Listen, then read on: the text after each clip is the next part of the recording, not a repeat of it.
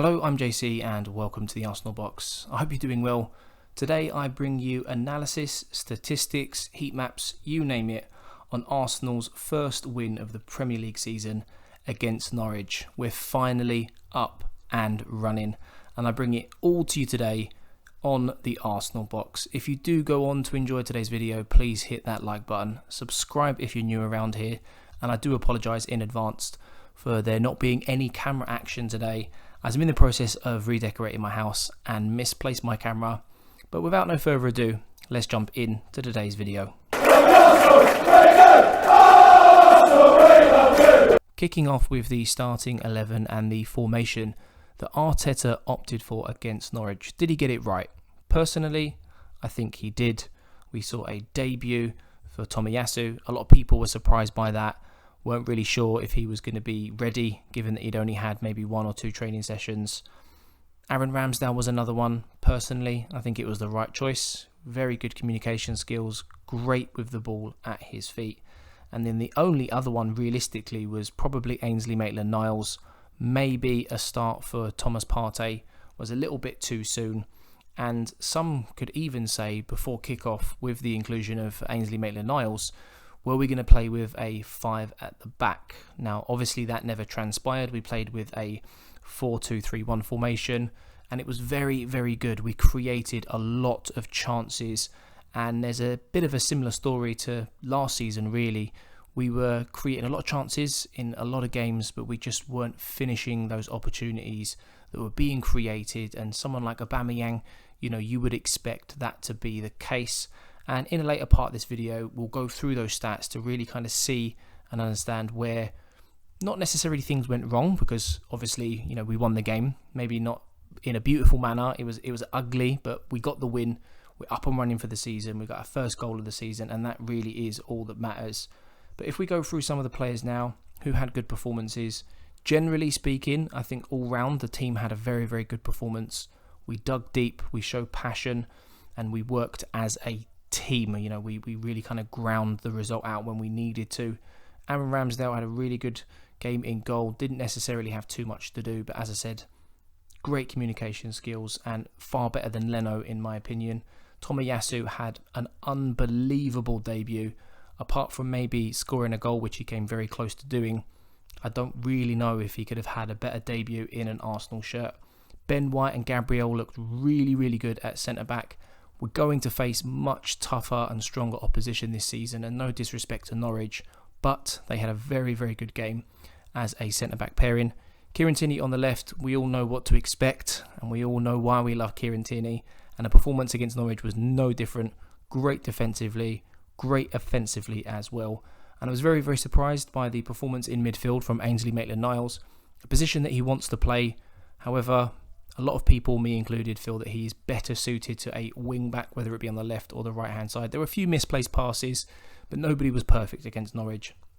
Sambi Lokonga, absolutely outstanding. One of the best players on the pitch. Nicolas Pepe, he had a lot of chances. Really unlucky not to get a goal. And he will be credited with the assist, although it was very, very lucky. Martin Odegaard done some really, really good work defensively. There were occasions in the game where he went missing, but you can certainly see why we've bought him. Some of the passing, some of the key passes are absolutely fantastic. Likewise with Saka, there were periods of the game where he floated inside as well as created a lot of width for the team. He had a very, very good performance. Pierre Aubameyang, again, another really, really good performance. He should probably be scoring a lot more. There were a few opportunities in the first half where I thought he was going to score. And as the game went on and on and on, I became worried that it was going to be one of those games where maybe we were hit on the counter-attack and we were going to be punished for not finishing some of those earlier opportunities. And then there were a few substitutions as well. Thomas Partey looked really, really good when he did come on. And he hasn't played for a little while as well, so he's only going to get better and better. Smith Rowe had some really, really good chances. Unlucky not to score or even get an assist, if you ask me. But generally, all round, it was a really, really good performance. Nothing that we need to get overhyped about because it was against Norwich. No disrespect to them. But it's a good platform to build from, help build momentum, and carry us into our next game against Burnley. Let me know down in the comments below, did you think that the formation and the starting 11 was right? Would you have changed anything? In this next section, we're going to analyse a couple of heat maps from players that I felt played particularly well, better than others in the team. However, in my opinion, it was definitely more of a team performance in the sense that we really kind of ground out a result, and our season is now up and running. What an important platform we have to build upon. But starting with Aubameyang on the far left-hand side, very, very central, coming quite deep to pick up the ball by the looks of things. Nothing to over-analyse and get too excited about. For those of you that did watch the game, you'll know that he had a couple of fairly big chances. Unlucky to maybe not get a second goal a little earlier on in the game, but turns out a little bit of luck, a little bit of fortune, and we managed to get the goal. Pepe is up next. He played on the right side of the midfield, and again, very, very busy in the opposition's half, and that's to be expected. We know he likes to cut inside on that left foot, and again, defensively, he had his work cut out for him. Norwich, particularly set up to hit us on the counter-attack. They had spells where they were very, very good, and they had some decent chances themselves. Tomiyasu, who I felt was one of the best players on the pitch against Norwich.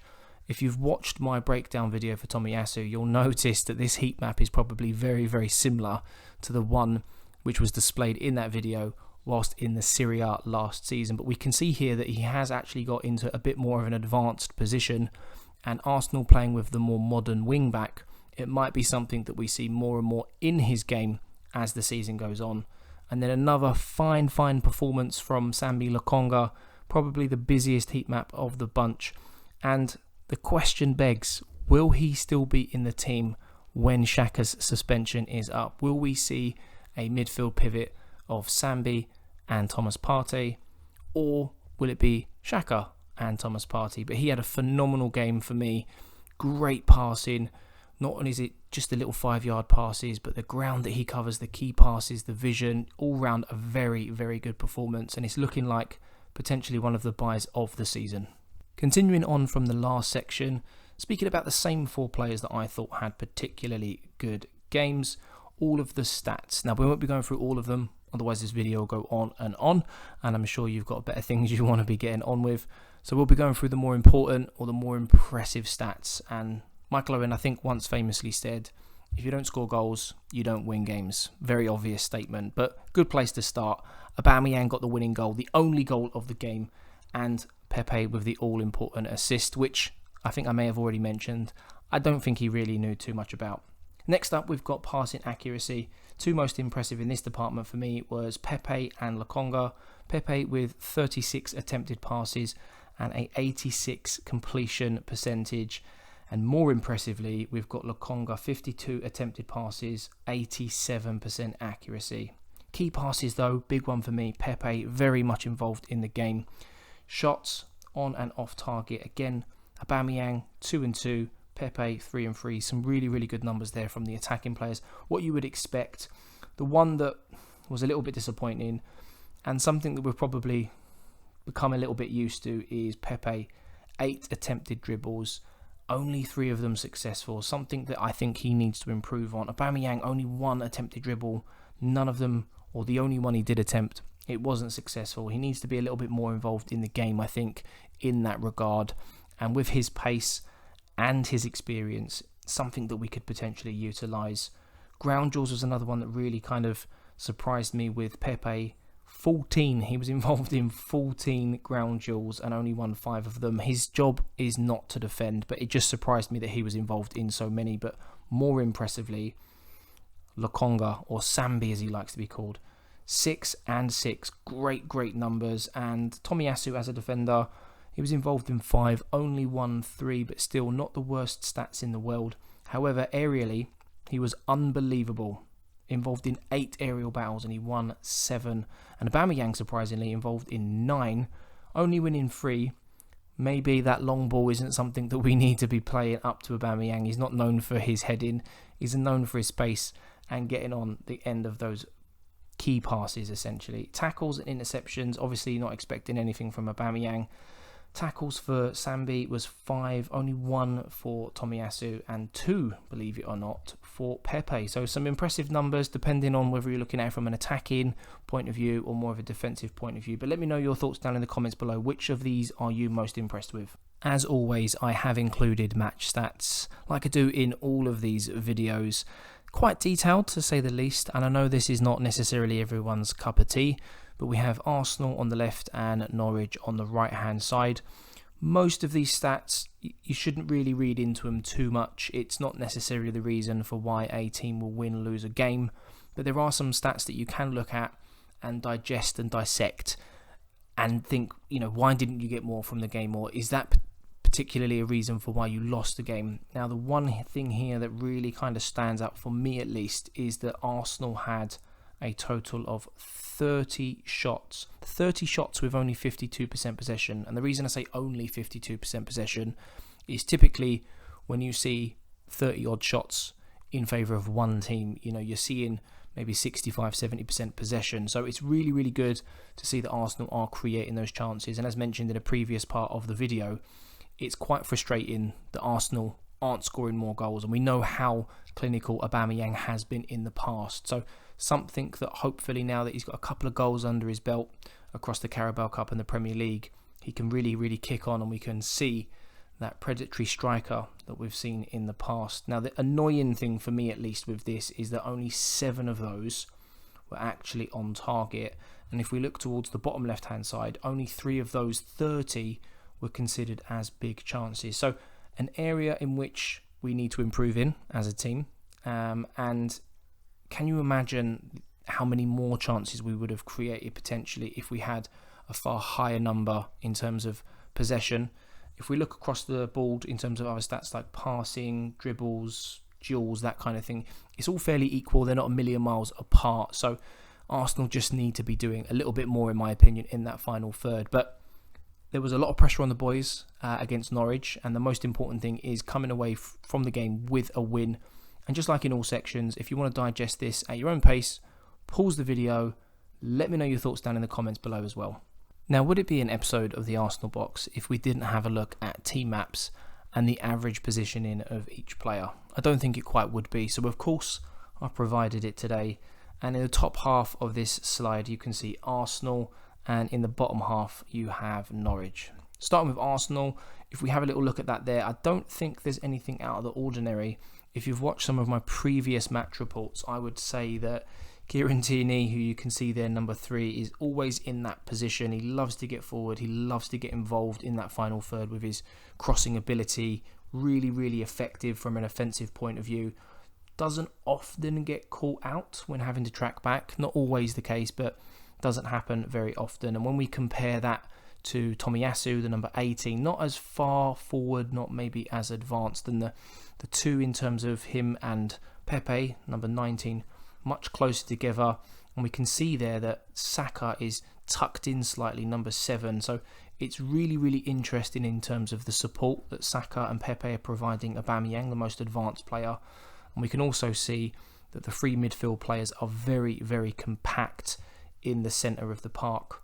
If we have a look at Arsenal's heat map, quite narrow at the back, and then it does widen as it progresses into the final third of Norwich. They were playing quite defensively in the first half, looking to really kind of contain and hit Arsenal on the counter-attack. And if we have a look at the average positioning of the Norwich players, you can see there that there isn't necessarily someone who is massively advanced. Most of those players are actually, in their own half, and that was the case for large parts of the game. The second half was slightly different. Obviously, Norwich had to come at Arsenal to get something out of the game. And if we have a look at their heat map, the deepest red part is the goalkeeper, and that is because, especially in the first half, Arsenal did really press high and try to cause mistakes. Didn't quite happen, but it's part of Arsenal's game, and I can see that being part of our game as the season progresses as well. It looks like they did try to take advantage of the debut of Tomiyasu, with the majority of their heat mapping in an offensive sense being down their left-hand side.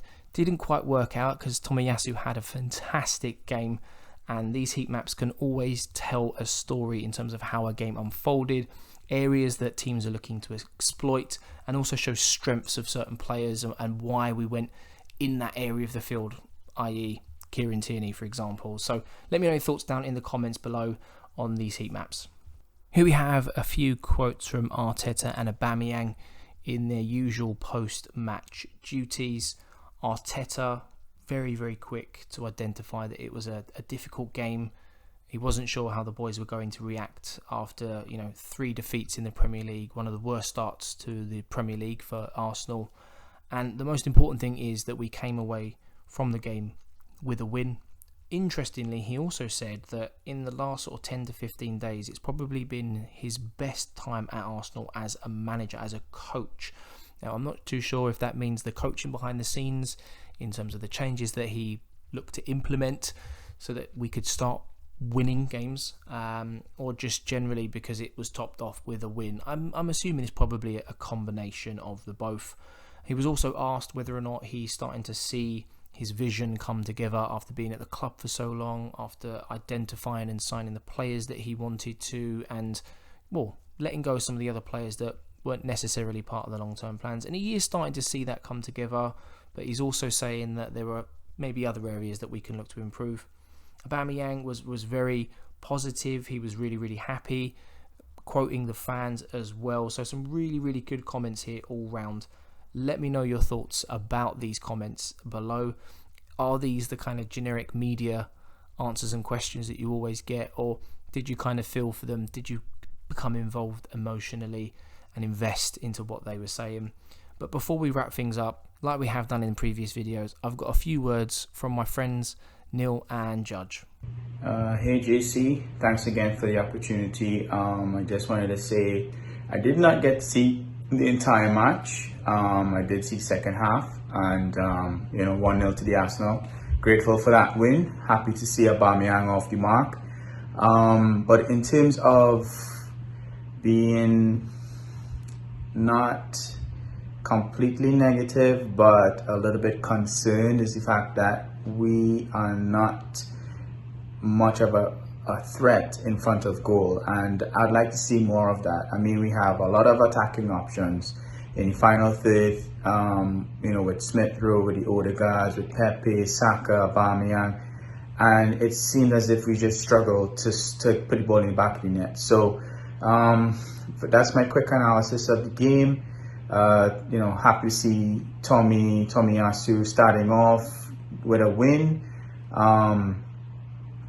So everybody's more or less back and fit. Let's just hope that we could push on, we could string some wins together, and 1-0 to the Arsenal. Let's go. Yep, so absolutely glad that we managed to get the 3 points. We desperately needed to have that. I'm still amazed that Aubameyang's goal was not ruled as offside, and I'm very glad that it wasn't, because we needed to have that win. Other than that, unfortunately, I'm starting to sort of see the same issue, and that's that we're having a really difficult time capitalizing on the second chances that we're given, and our attacking still needs quite a bit of improvement on it. I loved Takahiro. He looked great out there, as well as Aaron Ramsdale. Lakonga was spectacular once again. And we're just going to have to see what happens as we head over to Burnley at Turf Moor. Hopefully we'll be able to continue the momentum and really just put more of an effort into our attacking for the next match. So a few words there from Neil and Judge. If you do want to feature on the Arsenal box in the future, give your opinion, get involved, reach out to me on Twitter. All my details are on YouTube. A few shout outs as well before we wrap things up for the Wigan Gooner and Swarit Saherd, who correctly predicted an Aubameyang goal against Norwich.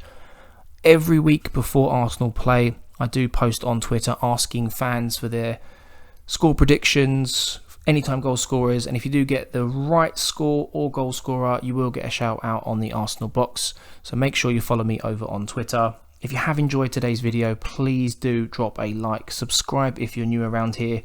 Arsenal are finally up and running. Let's hope this is a platform to kick on and start climbing that Premier League table. But for now, I'm JC, and I'll catch you in the next one.